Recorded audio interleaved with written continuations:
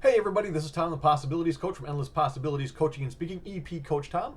I want to thank you for taking the time to watch my video. As long as we're talking about it, why don't you subscribe to my channel, like this video, comment on this video, share this video.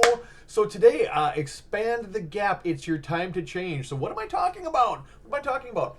There's stimulus and response. Something happens and you respond a particular way. And sometimes we feel like if X happens, I have to respond with Y.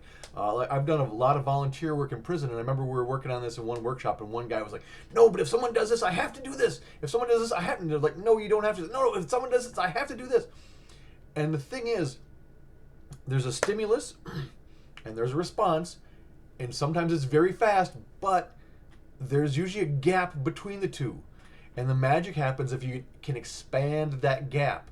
Because if something happens, you feel like you're being pulled into your standard response. If you can stop that and assess the situation and look for an alternative response, if you can expand that gap and open that up, that's the time to change. Expand that gap, it's the time to change. It can be very effective. And a lot of the guys in prison got it, but that one guy was hooked on it. You got to do this, you got to do, if someone says this, you got to do this.